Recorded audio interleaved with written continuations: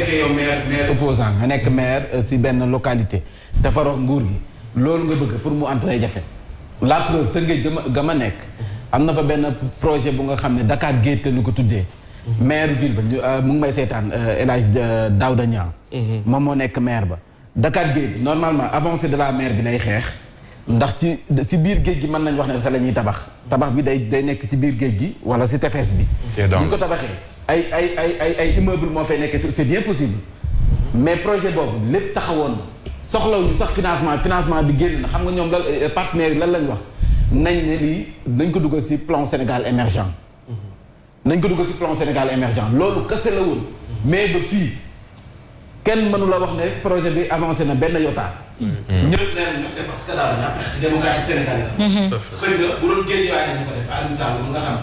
moom mi ngi ci kon dana aboutir projet bi dana aboutir donc yow boo nekkee maire opposant loolu nekk si problème ñenn ñi loolu lañ koy jàppee fii ci Sénégal gis nga problème location bi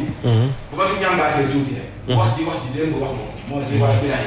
dañ fexe ba askan bi jot si suuf si askan même des délibération sax nañ fexe ba nit ci jot si te mu nekk kii bu nga xam ne doo ko jaay doo ko may ma Demba may ko ma Samba may ko keneen ak keneen parce que looloo andi coow ñeneen ci daal di seen kër boo demee Tivaouane Peulh Tobago wala fu mu ci manti doon dara lañ ci daal di seen kër du benn borom doole bu nga xam ne nii fekk nañ ko tabax sa air plus ñu daal di sa kër jaaykatu caab ñii di jaay ba taaba góorgóorlu yi ñooy dem ba tabax seen kër même les deux chambres salon nga toog ba mu neex la ba mu des lu dul peinture wala dem dëkk mais ñu màbbal sa kër mais Mambay Tobago boobu nga tudd xam nga daw ñëw daaneel parce que amuñu doole comme tu dis ay émigré la ñuy ñëw def mais bi ñu daanelee seen kër léegi mais terrain yooyu on a remis ça à des autorités yoo xam ni ñu ngi fii ci réewum Sénégal ñu jël ay terrain jox leen terrain yooyu ñu toj jëlee ko ci Yacine Seck ak Siré ñu jël ko jox ko Birahim parce que peut-être dafa bokk ci gouvernement wala dafa jege kenn ku bokk ci gouvernement c'est comme le cas du cherté coût loyer bi ñi ngi naan ni que yenn kër yu bëri fii si Ndakaaru ñenn ñi nga xamante ne ñoo nekk ci gouvernement bi ñoo ko moom donc nan la ñuy respecter justement ñu wàññi et l'autre problème qui se pose boo xamee ni tamit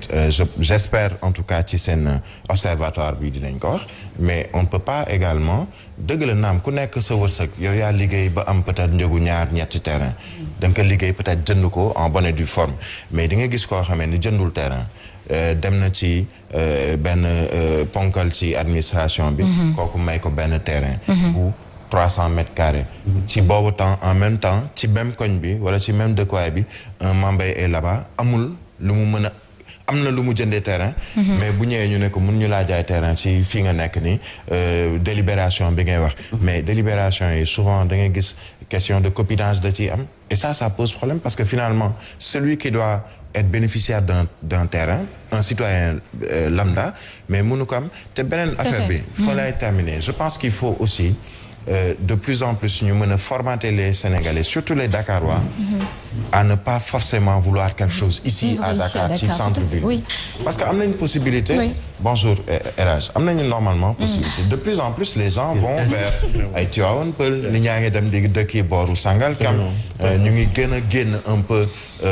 Dakar centre-ville wala Dakar la banlieue la proche banlieue boo xoolee de plus en plus les gens vont vers Diass vers d'autres localités vers Mbour Ngexox parce que tout simplement ak infrastructure yu bees yi am na infrastructure oui mais même foofu sax malheureusement de plus en plus ña ngay joxe suuf maa ngi côté Déni Biram Ndaw man mais xam nga lan mooy intérêt bi tu peux rapidement maintenant très rapidement nga jógee fii nii dem Dakar jóge fii dem ay njaxiraat dem mooy gën a yomb sax ndax peut-être tu as les infrastructures yu ci mel ni autoroute à péage ak yooyu qui peuvent te le permettre mais nañu may nit ñi au moins ñu am terrain même bu dee Diass nga ko am ñu xam ne am nga terrain Diass peut-être que pour nga ñëw Dakar parce que fii nga liggéey c'est moins compliqué donc il est temps que ñu décentraliser lu bëri fii nii lu nekk Dakar ñu génnee ko ci kii tout à fait mais et puis Yacine ma yokk ci lu ndaw rek gis nga affaire foncier moo lay wan manque sérieux sunu régime bi en place ak manque sérieux gouvernement gis nga bu doon jamonoy Ablaye waaw gis nga jamonoy Ablaye Wade li ñu leen daan tuumale mooy passeree xaalis koppar ñoom dañoo gaawoon ci ay milliards tafe mais régime bi li ñu leen mën a toppee sur mooy affaire foncière. mais si dogal bi yàgg na fii ci Sénégal. non mais ci Ablaye Wade li gënoon a fës mooy. koppar bi xaalis bi di circuler mais régime bi. non ça loolu kañ la woon. waaw non xam nga par exemple non quand même expliqué. si dogal bi yàgg na ci réew. non dogal bi yàgg na mais su fekkee par exemple xam nga Ablaye Wade même bu dee dogal sax des fois dina ci def utile par exemple cité kër góor gi àll la woon bu mu ko dogatoo tey gis nga tey lu mu devenir mais ça li ma bëgg expliquer foofu affaire jamonoy Wade c'était surtout la circularisation de l'argent mu ni bi doon circuler mais ñii ñëw affaire accaparement affaire foncier moo lay wan et d'ailleurs seen loi bi ñu def nii c'est la première fois au Sénégal ñuy woote benn loi boo xam ni le principe de la loi c'est de prendre en charge l'avenir mais seen loi bi ñu def nii c'est il prend en charge le passé c'est là pour vous montrer le manque d'insérieux du noonu lañ koy waxee et de conséquences de ce régime là dañuy taf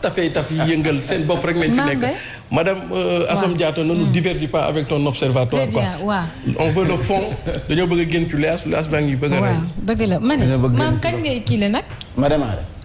ma démarré kon non sànq doon ci man de sànq yéen a am seen problème waaw ma ne démarré nay leer rek du sama yëf nekk si ay te ñu door ko gannaaw ba ñu nuyoo le député du peuple El Hadji Mouhamadou Mansour Diop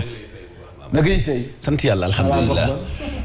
ana waa gox ba ñu nga fa tuuti jàmm bu baax waaw ñu ngi sant bu baax alhamdulilah aca yéen kay groupe des médias dafa ñëw ci ministre bi di Malick Sall moom la ñu dénk wàllum yoon moom nag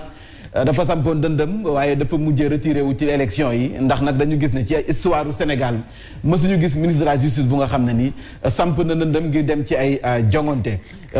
jaar am nañu fi ay ministres yu ñu lim ci yéenekaay bokk na ci Sidiki Kaba la dugguti gi moom sax si boppam xam nga ne ñu bëri dañ foogoon ne ren ji day nekk candidat Tambacounda borom Bacakanté non gañew ko yow xam nga ne Tamba bu ma kenn campagne yi ci réussi Tambacounda il suffit Sidiki Kaba taxaw ne dafa bëgg xam nga ne dañ ko koy jox parce que waa Tamba moom la ñu bëgg mais moom ci boppam moom moo jël décision boppam jiital xale yi ñu dem ndax nag moom mën na nekk si ginnaaw jàppale leen alors noonu la Malick Sall def moom dafa décider reculer donc gisuñu ci histoire Sénégal benn ministre de la justice bu nga xam ne ni samp na dem te moom warul nekk exception ñu àdd jëmale ci attaque ba nga xam ne moo amoon sa Sandiara dëkku El Hadji Mouhamadou Mansour Diop def naa sa mbuur la de waaw ci temps yi nag singali nañ leen torop loolu Samba Boy singali nañ leen torop est-ce que du ñoo singali suñu bopp mbaadu xóotul biir la est-ce que du Samba Boy fa la ñu cosaanoo en tout cas sa village boobu nekk sa wet ga de góor desatu fa mais Mambay loolu nag moom man pour man comprendre ma ko quoi ñëw benn village jël góor yi ñëpp dem mais loolu tamit mais xanaa bu góor ñëpp nekkee sàcc nag waaw mais ñu def sax enquête ak yooyu ba xam mais démb information bi mu jotee dañuy gars yi dañoo xëy suba dem képp ku fay góor maa ngi dégg benn femme naan xale yi xëyoon suba waaw xale yi xëyoon yor seen sac di jàngi dañ leen a boole ci affaire yi waaw mais xanaa war na am ci yàlla baax na loolu moo normal xam nga ab village gravité bi mooy bu ñu demee ba usine bu ne ci ab localité ñu attaqué ko ci façon bu ñaaw façon Samba Boy agression ñu antane wax ni waa village boobu ñoo koo topp attaque usine boobu foofu la gravité bi nekk mais pas gendarme yi jàpp waa village bi mais gravité bi mooy pourquoi village ñi seen bopp nekk ci wetu usine dem di attaque bi nga liggéey am na 10 personnes yi nga xam ne dañ leen defeere tey jii loolu dinañ ci ñëwaat ci yéen a kaay village lañ bokk dinañ ci ñëwaat ci commentaire yi ñu ñëw ci Simon mi nga xam ne démb may nañ ko liberté provisoire ndax yaramam dafa jagati waaye nag kilifa dafay des si kaso bi yéen a kaay groupe des médias ñëw na si ñëw ci li nga xam ne rek moom la Serigne Babacar Sy Mansour xalif général kulu Tidiane joxe ni ab xibaar bu neex suñu mbokk Tidiane yi kon nag ubbiwaat nañu li nga xam ne mooy jumaa ji ngir nag ku bëgg a dem ziyaara nga mën a dem ziyaara waaye am na ay recommandation yu mu ca teg ñu ñëw ci ki nga xam ne moo di juge bu kenn ci conseil constitutionnel bi Aminata Ly Ndiaye moom nag waa FRAPP dañu poser ay question nee nañu ndax moom dafa am ay intérêt ci benn société bu yëngu ci wàllum pétrole bu dee waaw ndax moom am na ci droit te nan la def ba am ci intérêt yooyu ay laaj la yu nga xam ne waa FRAPP France dégage samp nañu ko jëmale ko ci Aminata Ly Ndiaye moomee ba tey nag ci li nga xam ne moom mooy yéenekaay yi Antoine Félix Diome ci Vox Populi mu ngay jaajëfal di dara jaar nee na muy préfet yi di sous préfet am nañu ngërëmam am nañu ñaanam ba noppi it rafetlu na seenub liggéey ci li nga xam ne moom la ñu doxale donte nag opposition bi ŋàññi nañu xarab nañu doxalinu préfet yi yeex sous préfet yi ci région li nga xam ne moom mooy liste yi moom nag Antoine Félix mu ngi leen di xamal ne yéen ñi nga xam ne dañoo li ngeen décision bi ngeen jël dañ leen ko bañal yéen préfet yi sous préfet yi dajaloo leen defal seenub dossier yéen ngeen dem contre attaqué loolu nag moom la yéenekaay bi xëy fésal yéenekaay bi nag di Walf Quotidien xam nga ñu ngi wax Aminata Assome Diatta initiative yi nga xam ne jot na ko taxawal ci njëgum luyaay bi location bi yeneen ko doon wax sànq seeraay bi observatoire bi ñu war a mën a taxawal bi yeboo nag góorgóorlu yi siré si comme yaay seen président bi yeboo ngeen waajal de parce que photo bi ko illustré man gis naa fi lu mel ni ko ay ceeb diwliñ ak lépp luy góorgóorlu yi soxal si suñu wàllum dañ koy dundee boo xefee dana yokku de alerte bi jib na de boo xefee ak yokkute dina am de. bés bu ñu ko yokkee le pire est à venir. bu ñu ko yokkee damay taraxlaay ñëw ci plateau bi. da ngay taraxlaay siré de bu ma fi fekk. Sud Quotidien ñu ñëw ci yéenekaay bi application bi nga xam ne mooy loi bi jëm ci wàllum wàññi njëkk yi ci location bi sànq maa ngi koy wax bëri na ci ay loi yu nga xam ne voté nañ ko fi jàll na Assemblée nationale te application bi ba fii France. dañ doon tere ko tux si yenn place publique yi gaañaa ngay tux ba léegi sachet plastique yi am na si boutique yoo xam ne boo fa demee mën nañ la jaay sachet plastique yi ba léegi kon nag lii nga xam ne wax nañu ko ci wàllum location bi gëm naa ne peut-être mën naa porter ses fruits waaye gëmma ko léegi ne ndax gaañaa ngay laaj 4 mois caution ba léegi wala sax 6 mois caution am na ñoo xam ne dañu laaj sa bulletin de salaire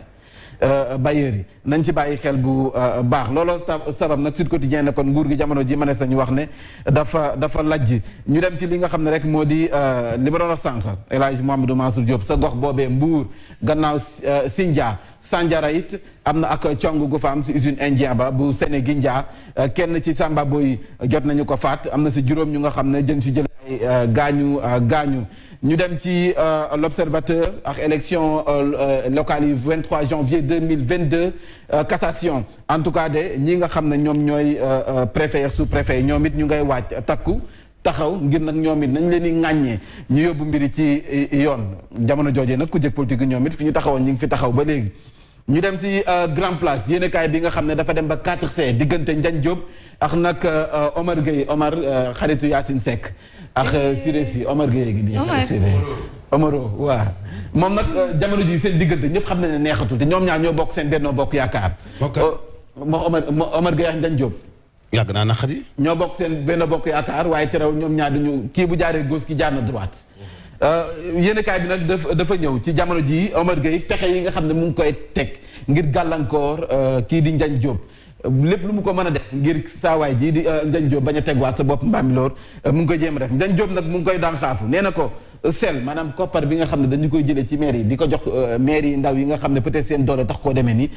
foofee sa Mbambilor nee na dañ ko détourné yóbbu ko sa Sangalkam leneen moom Omar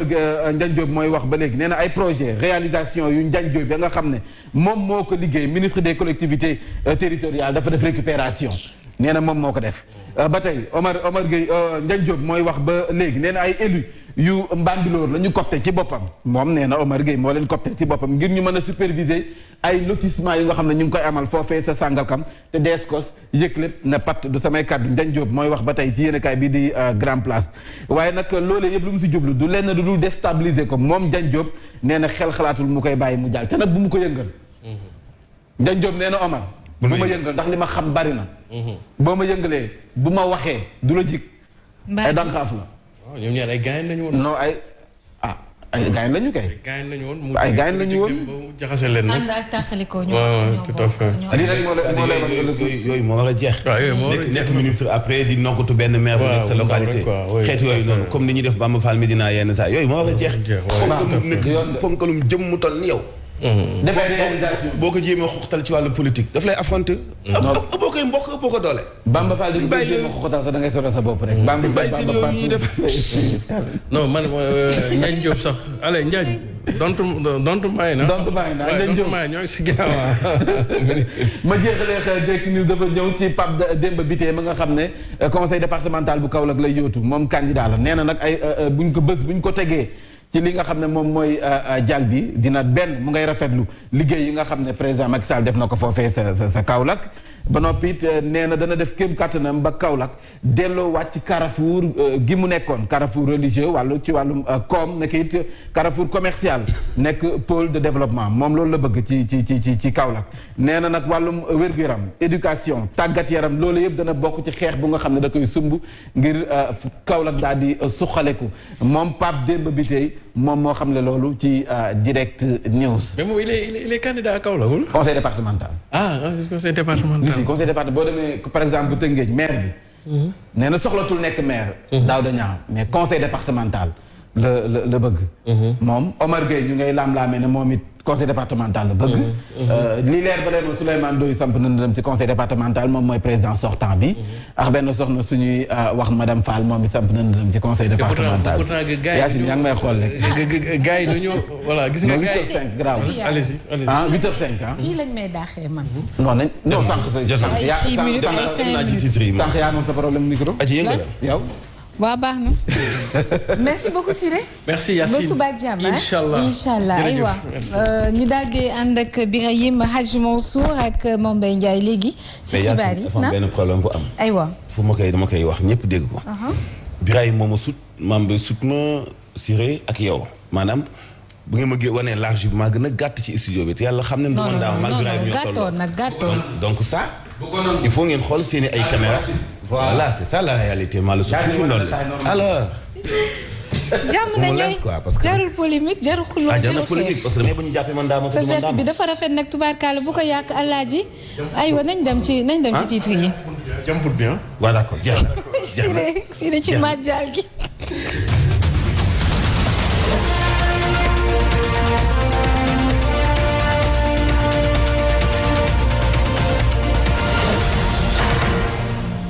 salaamaaleykum li gën a fës ci bopp xibaar yi ñàkk kaaraange ci diwaanu Mbuur ginnaaw usine ba ñu songoon ca Sindia song ba neen ca Sandiara ba kenn faatu ca ba njëkkoon a song ca Sindia dëkk ba ñu demoon jàpp fa képp kuy góor bàyyi nañu leen ñibbi 10 rek lañu retenir tey leen tey jii lañu leen di jébbal procureur. dinañ wax itam ci wàllu location bi nee nañu daa cher la ci indi solution nag gouvernement bi nee na benn observatoire bokkut bi seentu weer de waaye bii day xool njëgu location yi. seen ndaje yooyu démb nañ ko def foofee ci diwaanu jëm ñaajo la ci tukkee Cheikh Ahmed Tidiane Seck dana ci dellu soit ak ñun xibaaru sport bay ma ante mbub lañ ciy àndal yéen kay lañ koy ndax képp Yacine di ci ànd ak Mantoulaye Thioub Ndoye. Voici Trafic News. Papa Cissé.